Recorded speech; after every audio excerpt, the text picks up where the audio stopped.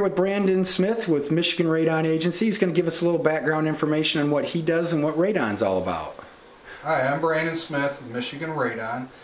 A couple things I'd like to go over about radon is, first of all, radon is a natural occurring gas. It's a radioactive gas, comes in all people's homes. Second leading cause of lung cancer. That's why, as the awareness grows, so many people nowadays are starting to test their homes. Is it radon a Class A carcinogen? It is a Class A carcinogen. It is, along with cigarette smoking, right? Right. And now that you mentioned cigarette smoking, for people that are cigarette smokers, radon becomes exponential. In other words, it's about, the exposure is about 10 times worse for people that smoke.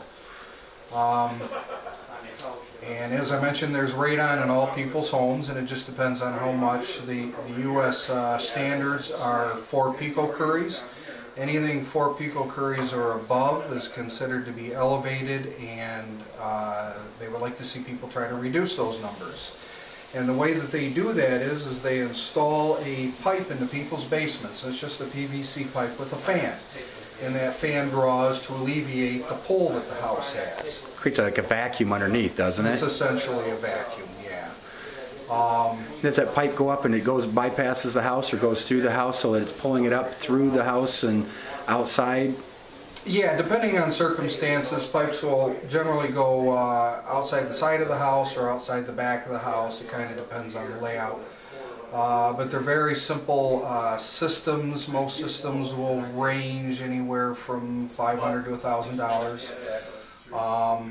And there's also lots of benefits when people go to fix their homes, alleviate their homes from radon, is that you're alleviating a lot of gases and bacteria that comes in to all people's houses, and they also help to dehumidify houses, so that they do serve many benefits. Now when you test, do you always test in the lowest level? You test in the lowest level. And why is that?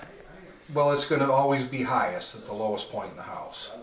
Yeah, and that's why basements are always tested. Now, I've heard it's a rule of thumb that usually, and it's not exact obviously, but if your house is at 3 in the basement, the first floor will be approximately 1.5, and then the second floor will be about 3/4, so it kind of drops in half for each floor you go up. That's right. So it's not really necessary to test on every floor, is it? No. You want to test on the lowest floor that you spend a fair amount of time in. And so if you have a basement and you really don't spend any time down there, then it's not pertinent to test there. Right, like an old Michigan basement, as we call them. Now, another fallacy that I've heard, and I mean, correct me if I'm wrong, that I get people sometimes that they'll buy homes on slabs or crawl spaces and say, well, we don't really need to test for radon because we don't have a basement. Well, radon's not unique to basements, is it? No, in fact, it's almost can be more pertinent to those people because the floor that they're living on, they do spend all that time in that floor, that first floor. And anything attached to the ground is going to have the same potential. It doesn't matter if you have a basement or not. Yeah, so if you have a slab, it's just going to be at the level the basement would be on the first floor. Right. It's not that it's a basement, it's just that it's the lowest level. Right.